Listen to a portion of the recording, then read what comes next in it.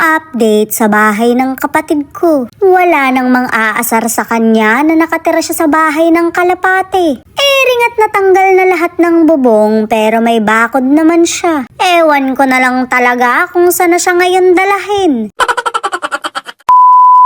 Hindi pa nga umuuwi yung kapatid ko kaya wala pa siyang kamalayan sa mga nangyayari dito. Magugulat na lang talaga siya dahil wala na siyang uuwi ang bahay. Mula kasi nung pinagawa ko yung bakod niya, maraming nagsabing na pag-iwanan yung bahay niya. Kaya naman pinagiba ko na lang dahil wala akong sariling desisyon.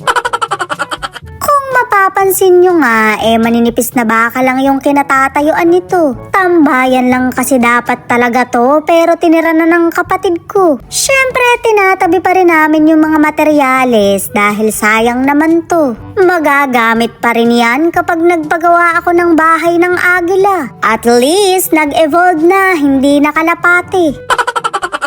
O diba, matatapos na yung bakod dito sa likod. Saktong pagka-uwi ng kapatid ko, maganda na rito sa bakuran niya. Yun nga lang mare, na-demolish na yung bahay niya. Pinoproblema niya kasi yung CR at lababo, kaya yun na lang ang ipapagawa ko. Oh, loko, wala ka namang tutulugan ngayon. Hindi pwedeng mawala yung mga problema mo dahil hindi ka pwedeng sumaya. Hanggat na mo problema ka, kumikita naman ako.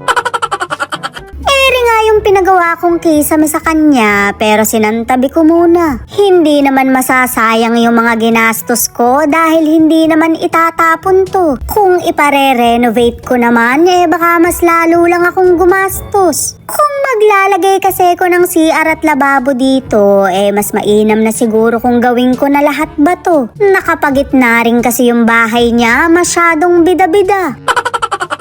Ngayong masisinop na nga yung lupain niya, mas mainam na sa gilid lang magpatayo para may pwesto rin yung ibang kapatid ko kapag tumira na sila dito. Oo mare, para sa mga kapatid ko talaga to. Hindi ko to pinapaganda tapos aariin ko rin. Kahit magsipag-asawa pa sila, kanilang kanila na. Basta ang pakiusap ko lang sa kanila, maging mabait sila sa isa't isa. Ang pamilya kasi dapat magkakasundo, hindi naghahatakan pababa. Kayo rin, baka layuan kayo ng swerte. Ba't naman ba yung tatay ko, apura sinop sa kuryente? Na para bang hustler na hustler siya sa pagsusunog ng tanso. Yung totoo, dati ka bang member ng spaghetti gang? Ang sabi ko naman sa'yo tay, kalimutan mo na yung dating trabaho mo.